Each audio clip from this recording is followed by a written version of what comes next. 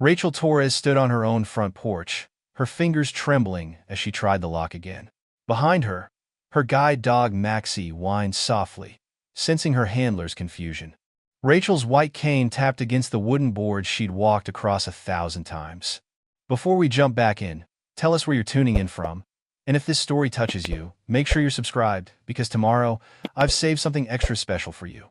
But something was wrong. Terribly wrong. The lock felt different. Newer. The key that had opened this door for 8 years suddenly wouldn't turn. Sound of footsteps inside, muffled voices, laughter. Rachel had been blind since birth. 42 years of navigating a world she'd never seen with her hands, her ears, her instincts. She knew her home better than most sighted people knew theirs. Every creak in the floorboards, every echo in the hallway, every sound had meaning, had place, had memory. And the sounds coming from inside her house. Right now, those were all wrong. Hello? Is someone in there? She knocked. 3 firm raps that she hoped sounded more confident than she felt. The door swung open abruptly, and Rachel felt the rush of air, smelled cigarette smoke and stale beer smells that had never existed in her home. Can I help you, lady? Rachel's throat tightened. This is my home. I live here. Who are you?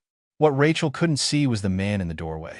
Mid-30s, heavily tattooed, wearing a stained tank top and a smile that was pure malice. His name was Travis Klein, and he'd made a career out of exploiting the vulnerable. Behind him, a woman with bleached blonde hair and a cigarette dangling from her lips appeared. She was holding one of Rachel's mugs, the ceramic one with raised letters that spelled "World's Best Teacher," a gift from her students 5 years ago when she taught orientation and mobility to blind children. Your home? He laughed. Nah, sweetheart.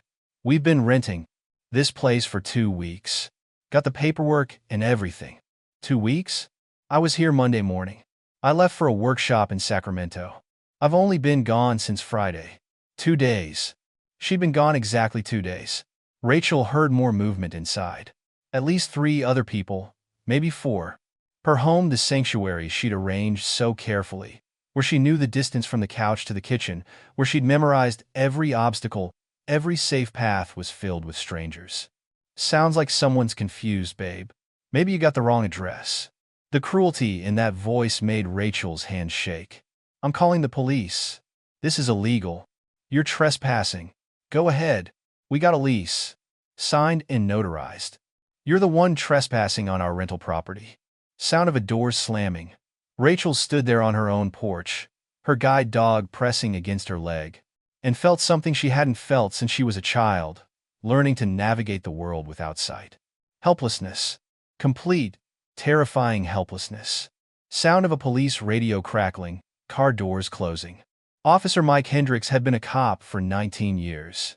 He'd seen a lot in that time, but squatter cases always made his stomach turn. Especially ones like this. He looked at the blind woman standing on the porch, her guide dog, a beautiful golden retriever, sitting perfectly at her side. Then, he looked at the smirking punk in the doorway, holding up a lease agreement that looked official enough to pass initial inspection. Rachel's hands shook as she held out her driver's license, her utility bills pulled up on her phone using the screen reader. Photos with metadata showing her in this house just days ago. Officer, I own this house. My late husband and I bought it 8 years ago. After he died, I paid off the mortgage with his life insurance. The deed is in my name. I have documentation. I have neighbors who can verify I live here. Ma'am, I believe you. But legally, this has become a civil matter. They have a lease agreement. Even if it's fraudulent, and I'm not saying it isn't, I can't physically remove them without a court order. A court order? How long does that take? Hendricks looked at her and hated what he had to say next. Could be 6 to 8 weeks. Maybe longer if they fight it. California's tenant protection laws are complicated. 6 to 8 weeks? Where am I supposed to go? This is my home. I'm blind. I can't just go anywhere. I need familiar surroundings. I need... Her voice cracked completely. From the doorway, Travis called out, his voice dripping with false concern. Hey, officer. She's harassing us. We're legal tenants. Maybe you should ask her to leave before we press charges. The woman behind him, her name was Brittany, actually giggled. Yeah, this is getting uncomfortable. We have rights, you know?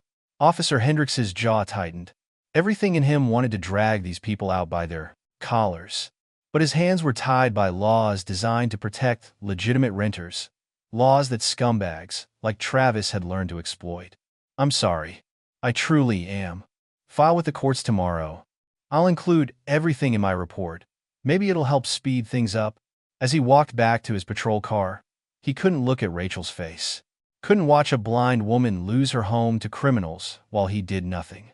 Rachel stood there as the police car drove away. Maxie whined and pressed harder against her leg, sensing her distress. Behind her, Travis cranked up music inside the house. Her house. The bass pounded through the walls, and she heard them laughing, celebrating. Rachel had faced darkness her entire life. She'd learned to navigate it, to thrive in it. But this was a different kind of darkness. One she didn't know how to fight. She pulled out her phone, fingers moving across the screen with practiced precision, using voice commands to open her contacts. She needed to call someone, anyone. But who? Her parents had passed years ago. Her sister lived in Boston with her own family. She had friends from work, from the blind community center. But what could they do? Then she remembered something. A student from 3 years ago, Tommy Reeves. A young man who'd lost his sight in a motorcycle accident and came to her for mobility training. He'd been so angry at first, so lost. But Rachel had helped him rebuild his life, taught him how to navigate the world again. Tommy had told her once, "Miss Torres, you saved my life. If you ever need anything at all, you call me. I ride with a good crew now. We take care of our own." Rachel had smiled and thanked him, but never thought she'd actually need to take him up on that offer. Her finger hovered over his contact. Then she pressed call. Sound of motorcycle engines, tools clanging, rock music playing in background. Tommy Reeves was under a Harley-Davidson when his phone buzzed. He was at the Iron Wolves Clubhouse, a converted warehouse on the east side of town where his brotherhood gathered to work on bikes, shoot the shit, and look out for each other. At 28, Tommy had been riding with the Iron Wolves for 2 years. They'd saved him when he was drowning in depression after losing his sight. Gave him purpose, family, a reason to keep going. He wiped the grease off his hands and squinted at his phone screen. The text-to-speech app read the caller ID. Rachel Torres. His heart jumped. "Miss Torres?" The voice on the other end was shaking. Not the calm, confident teacher he remembered. This was someone barely holding it together. "Tommy? I'm sorry to bother you. I didn't know who else to call. You're not bothering me. What's wrong? Are you okay?" And she told him about coming home from the workshop, the change locks, the squatters, the police saying it was a civil matter, having nowhere to go. By the time she finished, Tommy's hands had balled into fists.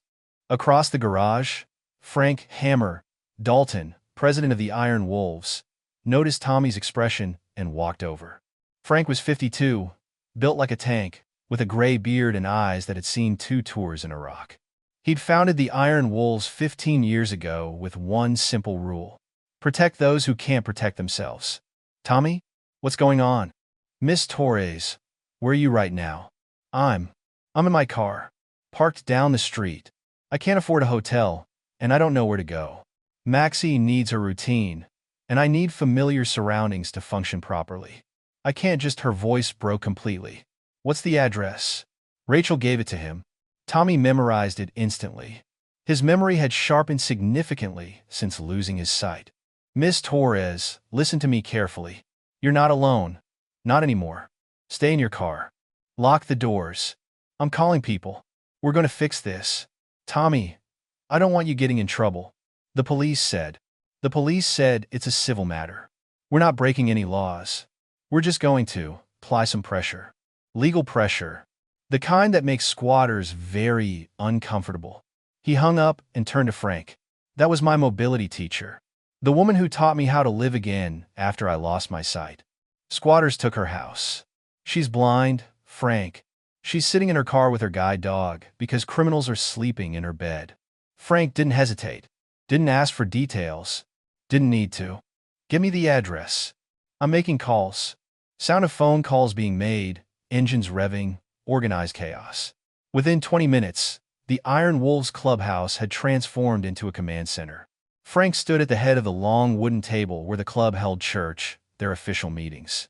Around him sat the core members: Tommy, Sarah, Ghost Martinez, the club's sergeant-at-arms, and a former paralegal, Marcus Bull Johnson, ex-Marine and the club's enforcer, and Rita, Spark Chin, who ran a nonprofit for assault survivors and had a law degree she'd never used.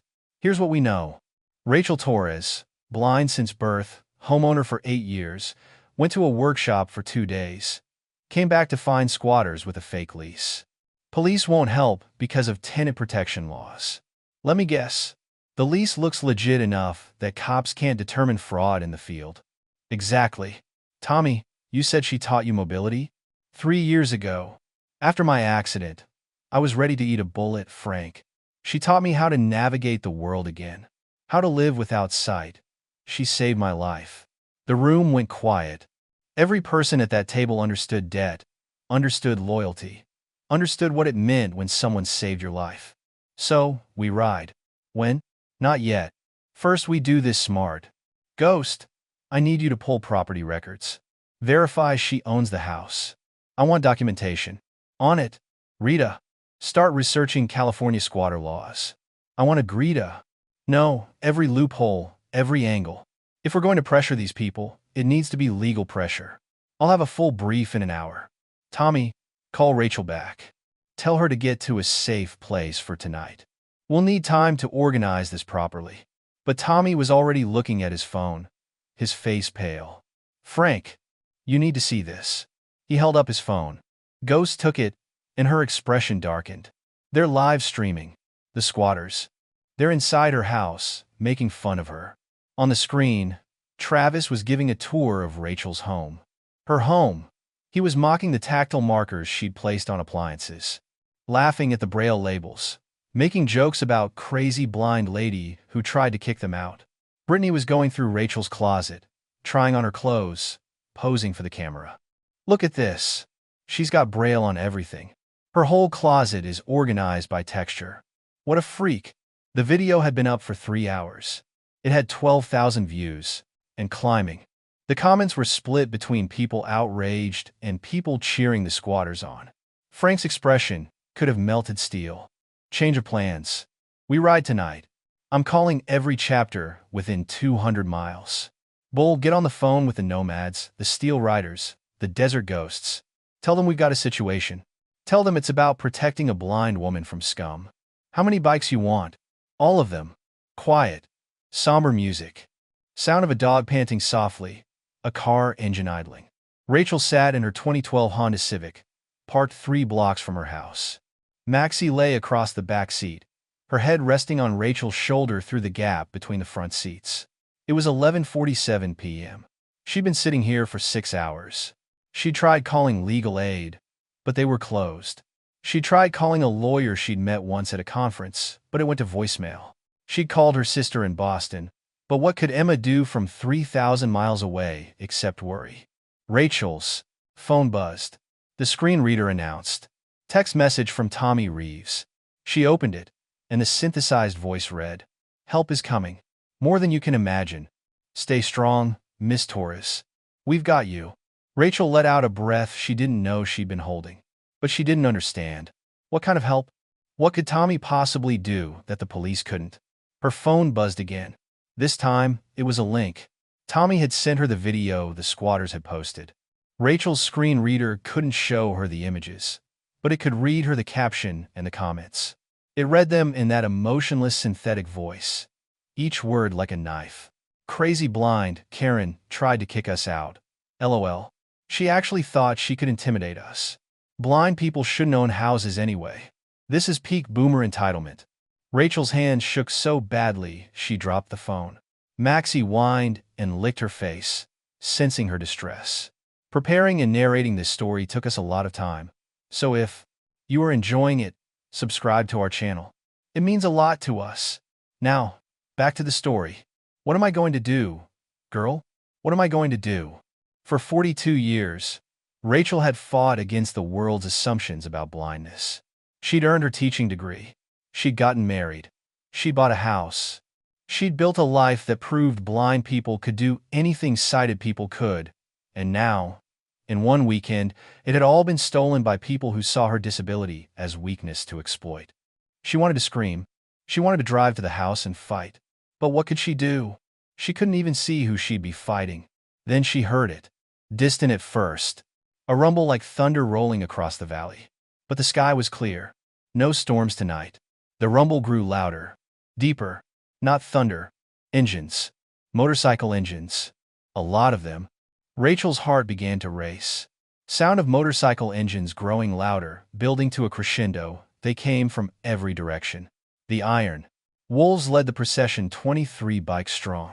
Behind them came the Nomads chapter from Sacramento, 15 riders. The Steel Riders from Oakland, 28 bikes. The Desert Ghosts from Riverside, 32 riders. They kept coming. Bikes from chapters Tommy had never met.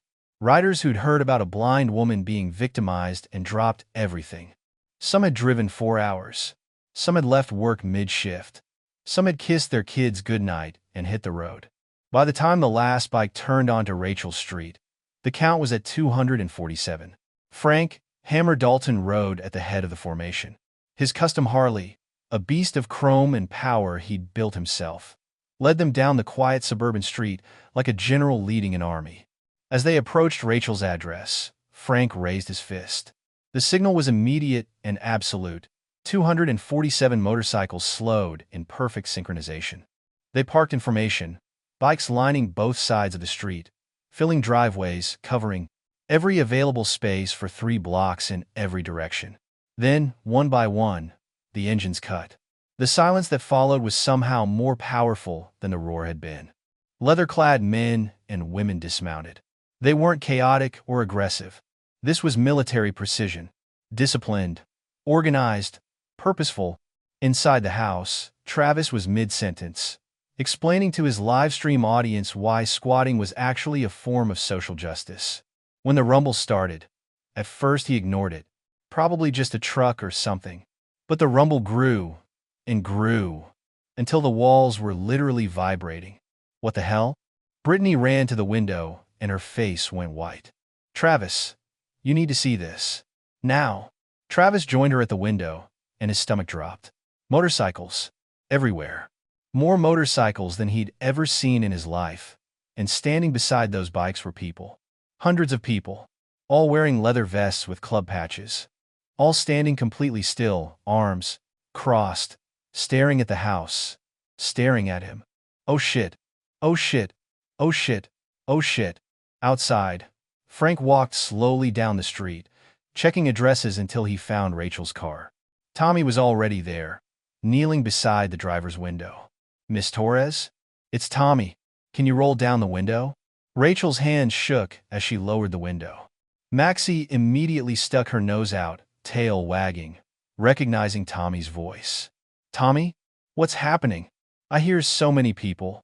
What's going on? Miss Torres, this is Frank Dalton.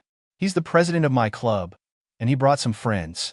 Frank knelt down beside Tommy, his voice gentle despite his intimidating appearance. Ma'am, my name is Frank. Tommy told us what happened to you. We're here to help get your house back. How many people are here? 247 riders. And we're not leaving until you're back in your home. Rachel couldn't see what was happening. Couldn't see the army of bikers surrounding her property. Couldn't see the fear on Travis's face as he looked out the window, but she could hear the engines that had gone silent. Could feel the vibration in the air from hundreds of people standing in solidarity. Could sense, in the way blind people develop extra sensitivity to their environment, that something massive had just shifted in her favor. Why? You don't even know me. You saved my life, Miss Torres. Taught me how to live again. That makes you family. And we protect family. Ma'am, with your permission, we'd like to establish a presence here. Legal presence on public property. We're not going to break any laws, but we are going to make it very clear that you are not alone. That these people picked the wrong house, the wrong person. What do you want me to do? First, let's get you somewhere safe and comfortable for tonight. One of our members, Rita, has a guest room. She's got a guide dog herself, so her home is already set up with accessibility features. You and Maxie will be comfortable there. Rachel felt tears streaming down her face. I don't know how to thank you. No thanks needed. Tomorrow morning, we start the real work. Tonight, we just want you to know you're not fighting this alone anymore. As Rita helped Rachel into her car, guiding her with the practiced ease of someone who understood mobility assistance, Frank turned to face the house. The live stream was still running. He could see Travis holding up his phone, filming the scene outside. Frank pulled out his own phone and started recording. My name is Frank Dalton, president of the Iron Wolves Motorcycle Club. To the people currently occupying Rachel Torres' home, you have stolen property from a blind woman. You have mocked her disability online. You have committed fraud and theft. He paused, his voice dropping lower, harder. We are now establishing a lawful presence on public property around this residence. We will document every move you make, every law you break, every threat you issue, and we will make sure the whole world watches. He gestured to the bikers behind him. We represent 247 citizens who have had enough of people like you exploiting the vulnerable. We're not vigilantes. We're witnesses. We're advocates. And we're not going anywhere until Rachel Torres is back in her home. Inside, Travis's hands were shaking so badly he nearly dropped his phone. The comments on his live stream had turned vicious against him. You're dead, bro. Those are the Iron Wolves. You're screwed. Mess with blind people? You deserve what's coming. Brittany was already packing her bags. We need to leave. Now, tonight. We can't just leave. We've got rights. We've been here. Look outside, Travis. There are hundreds of them. I don't care about rights. I care about not dying. But Travis, despite his fear, was also calculating. He'd pulled this scam before in other cities. Usually, people gave up. Usually, the police couldn't or wouldn't help. Usually, he could wait out the eviction process and then disappear with whatever he could steal. But this was different. He made a call to the man who'd given him this address in the first place. The man who'd told him this house would be an easy score. The man who'd promised police protection. The call went straight to voicemail. Outside, the bikers set up camp. Some pulled out folding chairs. Others started organizing in shifts. Frank established a command post in the back of someone's pickup truck, spreading out maps and documents. Ghost had already accessed county records online, verifying Rachel's ownership. Rita was drafting legal briefs. Bull was coordinating with other chapters about maintaining a rotating presence. This wasn't a mob. This was a military operation. Organized, disciplined, and absolutely determined. As the night deepened, Travis watched from the window, his earlier bravado completely gone. He'd stolen from a blind woman, and an army had come to make him pay. Sound of morning birds, coffee being poured, quiet conversations. Rachel woke in Rita's guest room to the sound of birds and the smell of coffee. For a moment, disoriented, she forgot where she was. Then memory crashed back. Her house, the squatters, Tommy's call, the army of bikers. She sat up, and Maxie immediately pressed against her leg. Rita knocked softly on the door. Morning, Rachel. Coffee's ready, and there's someone here to see you. In the kitchen, Frank sat at the table with his laptop open. Ghost was beside him, and Tommy stood near the door. Morning, ma'am. Hope you got some rest. More than I expected. What's happening at the house? We've had a presence there all night, rotating shifts. No incidents. The squatters haven't left, but they also haven't done anything stupid. They know we're watching. But we've got bigger news. The video they posted mocking you? It went viral, but not the way they wanted. Ghost turned the laptop so the screen reader could access it. The backlash against them has been massive. People are identifying them, finding their social media, documenting their past scams. Turns out Travis Klein has done this before. 3 times in Nevada, twice in Arizona. So what does that mean? It means we have evidence of a pattern. It means when we go to court, we're not fighting random squatters. We're fighting career criminals. That changes everything. Rita leaned forward. Rachel, I've contacted legal aid and several disability rights organizations. The combination of your disability, their documented fraud, and the public attention means we can fast-track an emergency eviction hearing. Could be as soon as 3 days from now. 3 days? Better than 8 weeks. And in the meantime, we keep the pressure on. They can't move without us documenting it. They can't threaten you without us recording it. They're trapped. Frank's phone buzzed. He glanced at it and smiled grimly. Local. News just arrived at the house. Channel 7 wants an interview. An interview? With me? If you're comfortable. But you don't have to. We can speak for you. Rachel was quiet for a moment. Her whole life, she'd fought against being defined by her blindness, against being seen as helpless, against being treated like she couldn't speak for herself. No, I'll do it. People need to hear what's happening. Not just to me, but to others. If these people have done this before, they'll do it again unless someone stops them. Then let's go introduce you to the world, Miss Torres. Sound of news vans. Reporters talking, cameras clicking. By 9 a.m., Rachel Street looked like a media circus. 3 news vans, a dozen reporters, and 247 bikers standing in formation, creating a protective corridor for Rachel to walk through. Frank guided her gently, describing obstacles and distances the way Tommy had taught him. Maxie walked confidently beside her, completely focused on her work.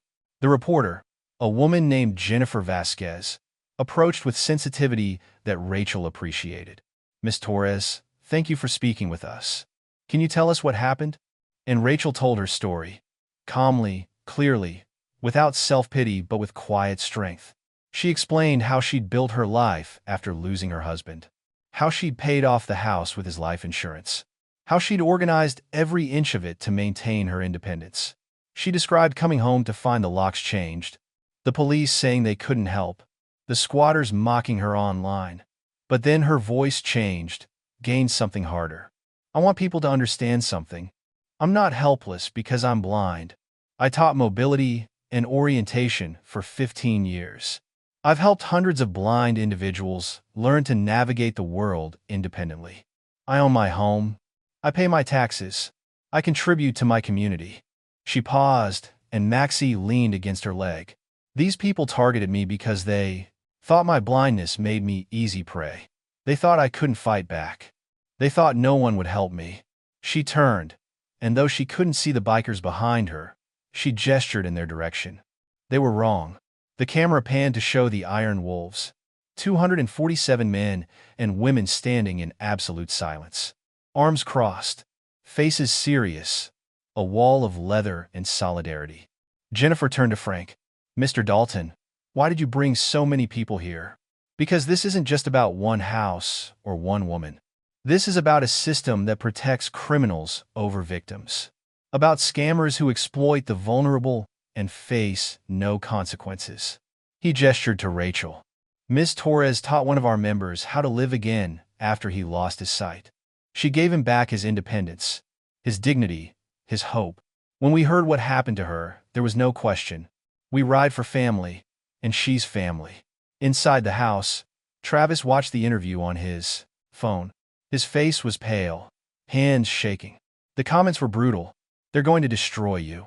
You picked the wrong house, idiot. Mess with the blind? You deserve everything coming. Brittany was already gone. She'd snuck out at 4 a.m. with whatever she could carry, leaving Travis and the 2 other squatters to deal with the fallout. I need that protection you promised. Where the hell are you? The man on the other end, a local entrepreneur named Robert Vance, who specialized in exploiting vulnerable homeowners, had disappeared. His phone disconnected, his office closed. Travis was alone. Tense music building. By noon, the story had exploded across social media. Number Justice for Rachel was trending. Disability rights organizations were sharing the story. Legal experts were weighing in on squatter laws and exploitation.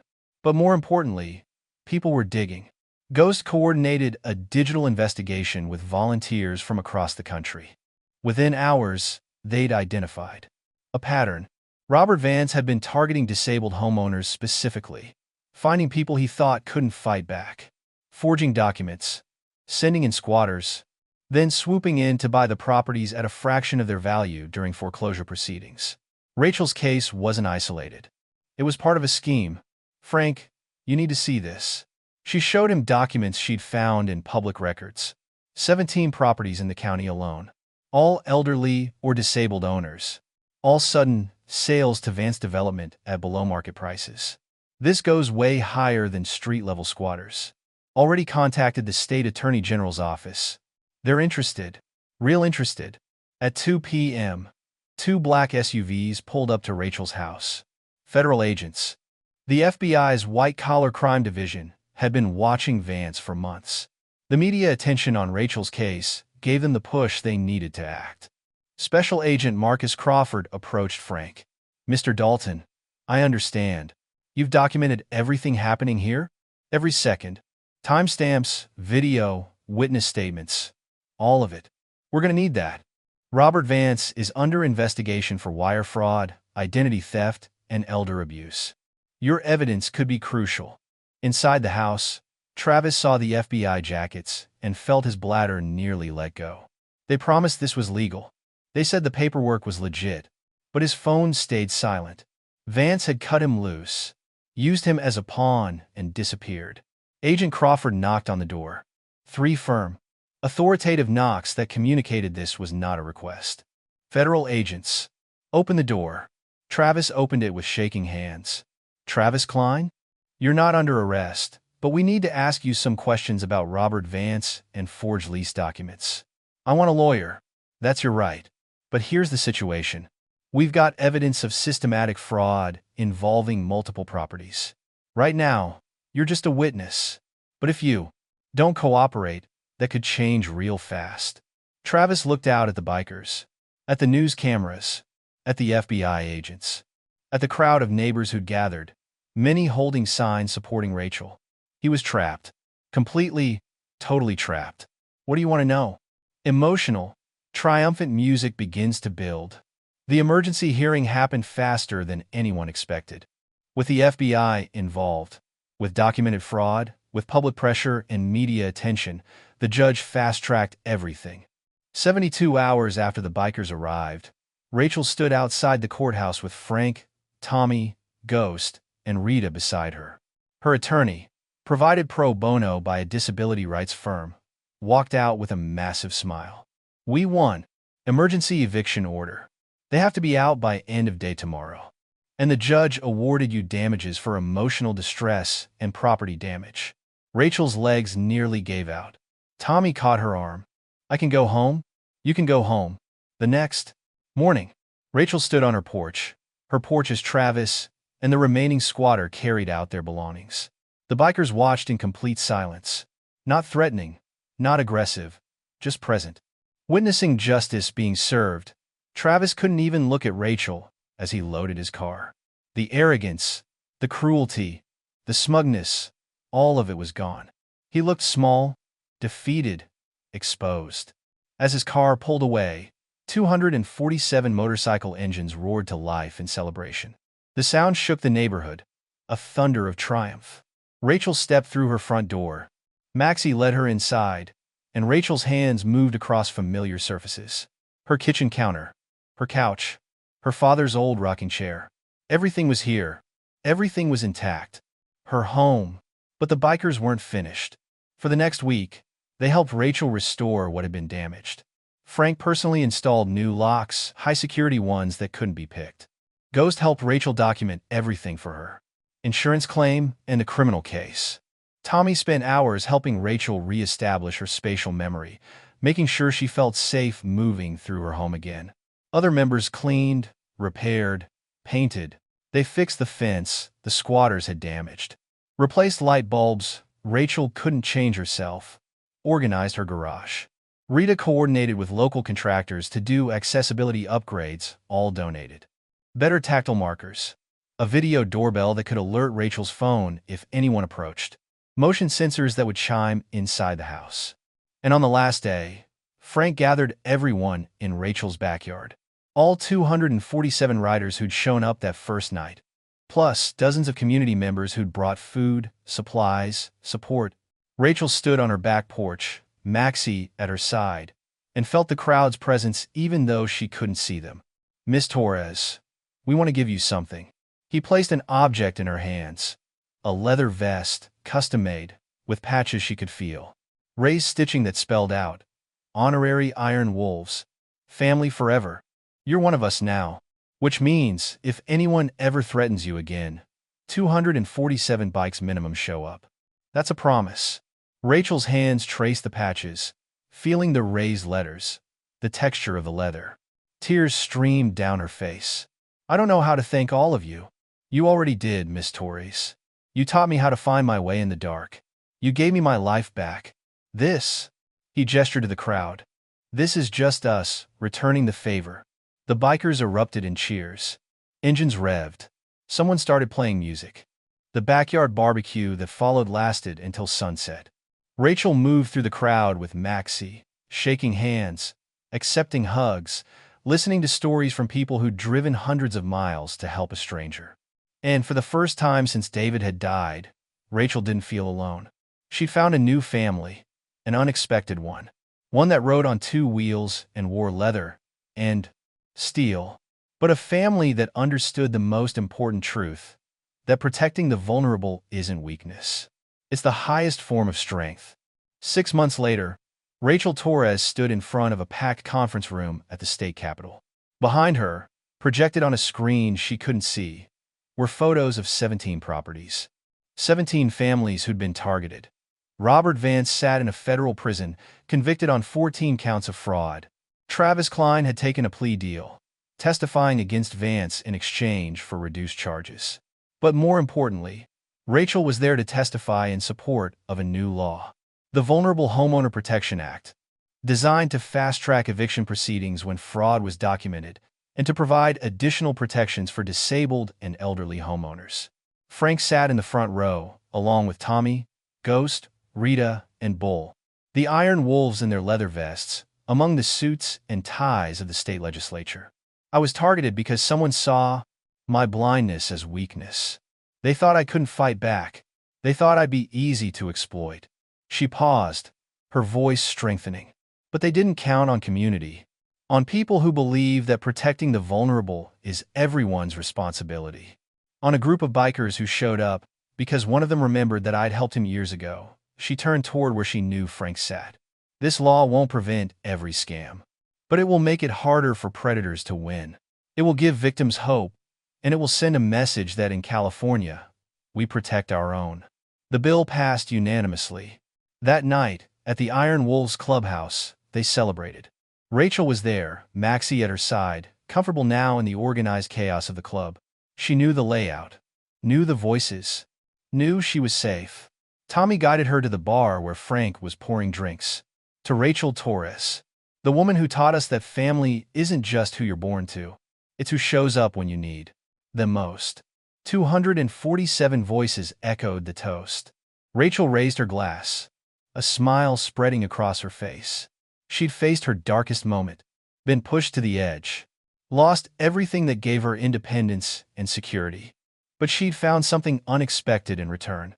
She'd found a brotherhood, a family bound not by blood, but by loyalty, courage, and the simple belief that good people still exist. And they ride motorcycles. Up next, you've got 2 more standout stories right on your screen. If this one hit the mark, you won't want to pass these up. Just click and check them out.